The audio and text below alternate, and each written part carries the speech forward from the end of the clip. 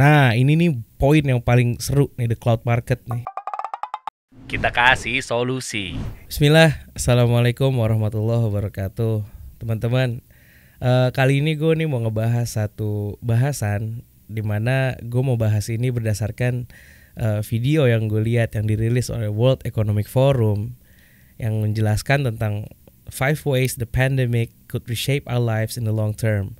Jadi apa sih? Ada 5 hal bagaimana pandemi ini mereshape lagi kehidupan kita di long term nanti, ke depannya nanti. Jadi World Economic Forum merilis satu video yang di sana dia memprediksi bagaimana nanti ada 5 hal yang berubah, di reshape dari kehidupan kita untuk long term ke depannya. Ayo, gue mau ngajak lo untuk nonton bersama, yang setelah itu akan gue bahas dan mulai sebenarnya kerasa yang benernya udah kita rasain, dan mungkin ada data-data juga di balik itu semua bahkan. Nah, gue mau ngajak lo untuk nonton bareng-bareng.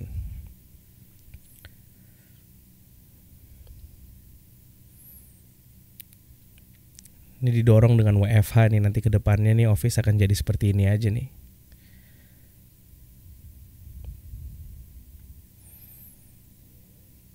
Ini kayak ada kaitannya juga dengan climate change deh.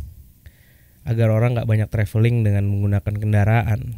Jadi mereka hanya 15-minute walk tuh udah mendapatkan semuanya, nanti co-working space, gym, art gallery, dan lain-lain. Tuh, tidak lewat dari 15 menit dari rumah. Nah, ini nih poin yang paling seru nih, the cloud market nih. Ghost kitchen itu juga akan gue bahas nanti. Ghost kitchen.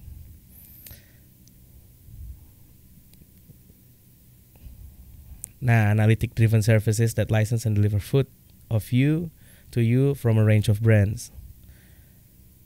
Nah, ini bukan konspirasi nih. Kita bisa didetek lewat heartbeat kita.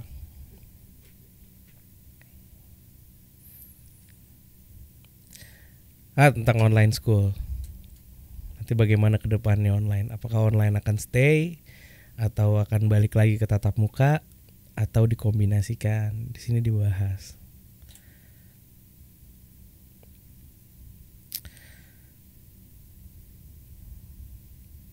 Tuh, combining the best of both worlds.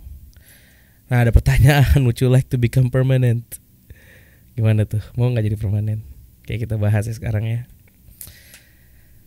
Tadi yang menarik sebenarnya yang pertama memang didorong kan kita dengan WFH ini, jadi kita semakin sadar bahwasannya ternyata produktivitas itu bisa dikerjakan tanpa harus seperti zaman dulu lagi semua datang ke kantor untuk mengerjakan pekerjaan rutin. Tapi sekarang mungkin udah bisa dengan jarak WFH, bahkan ada software yang mendukung tersebut, dari mulai absensinya, tracking kinerja pegawainya, dan lain sebagainya itu udah ada gitu. Tapi mungkin yang udah sadar dan aware tentang ini itu perusahaan-perusahaan yang size-nya besar atau udah multinasional atau perusahaan-perusahaan yang sudah memiliki resource ya untuk melakukan hal tersebut gitu. Jadi kita pun harus mulai belajar bagaimana kita bisa produktif tanpa harus berkantor, karena kedepannya kan perkantoran itu ya itu tadi, dia akan jadi tempat buat client showroom, meeting dengan klien, atau hanya untuk sebagai R&D, research and development gitu, dan lain-lainnya gitu. Karena berhubungan dengan konten yang kedua tadi yang mereka kasih tahu,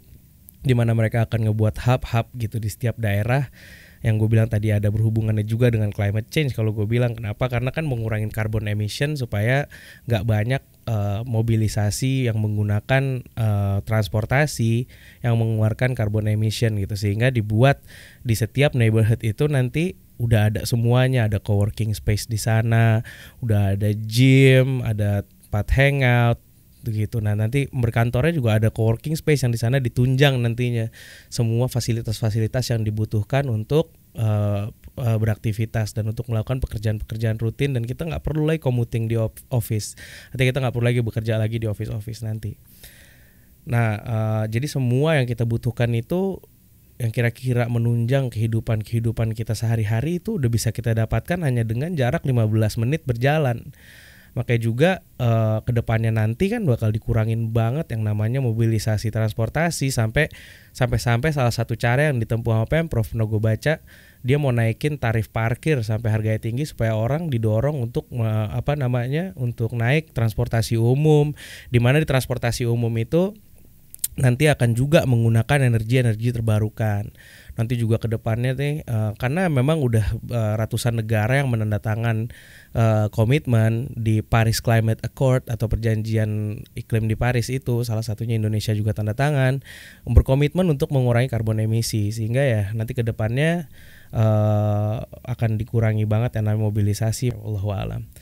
Nah, yang ketiga tadi kan the rise of cloud market gitu. Dan sekarang kita udah sadar banget bagaimana kalau lo lihat nih beberapa yang akan gue tampilkan juga di sini, bahwasannya banyak banget gerai-gerai yang tutup. Bahkan dikatakan 1.500 restoran dan kafe itu retail itu tumbang di Jabodetabek selama pandemi ini. Terus habis itu ada juga toko-toko yang pada tutup, toko-toko retail, gerai-gerai yang banyak banget yang bertumbangan satu persatu. Kenapa? Karena terdorongnya orang untuk berbelanja secara online gitu. Sedangkan di sisi yang lain cloud market ini semakin naik gitu trennya. Bahkan data-data pun akan gue tampilkan juga di sini dan bisa lo baca sendiri bagaimana kenaikan-kenaikan yang ada. Terus yang keempat, gue akan bicarain banyak tentang masalahan facial recognition atau kita bisa di-identified lewat heartbeat kita. Gue nggak mau bahas juga di situ karena gue juga nggak ngerti.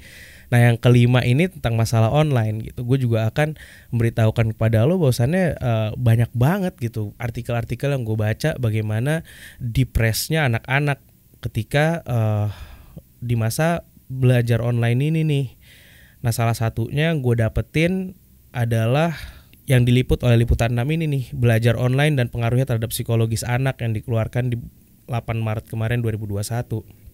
Jadi di sini dikatakan pembelajaran jarak jauh PJJ adalah efek negatifnya nih yang terdampak banyaknya tekanan psikologis pada anak.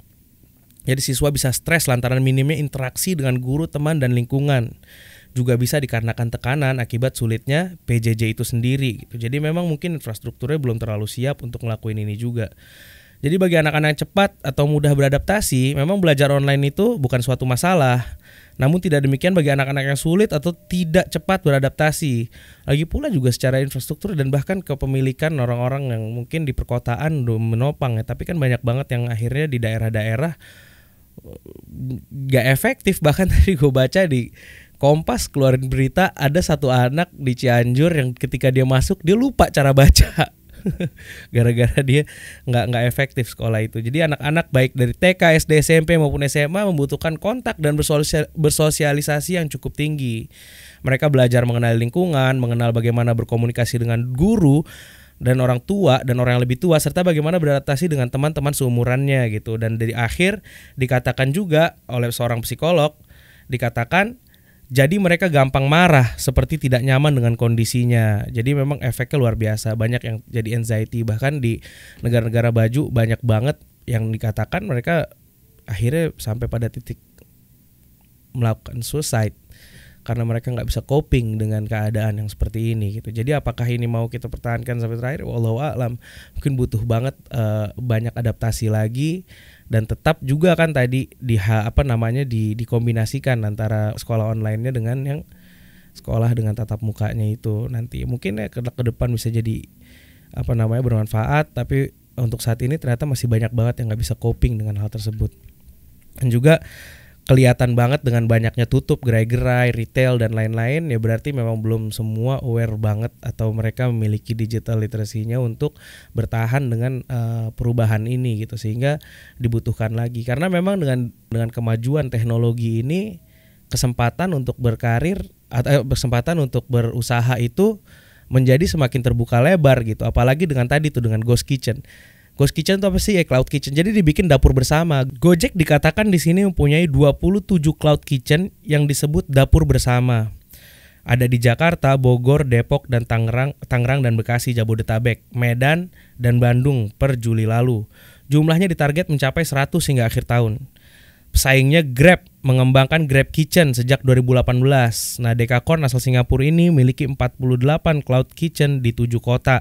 Jadi Cloud Kitchen itu apa sih? Jadi Cloud Kitchen itu disediakan dapur bersama yang di dalamnya diisi dengan berbagai macam brand yang di dalamnya bekerja sama di dalam situ gitu. Dan tidak hanya disediakan itu aja, bahkan disediain staffnya, karyawannya dan lain-lainnya, bahkan sampai disediakan data analisanya juga, jadi tren makanan apa yang lagi laku dan lain-lain sebagainya itu. Makanya kenaikan delivery makanan atau take away makanan di cloud market ini semakin tinggi gitu.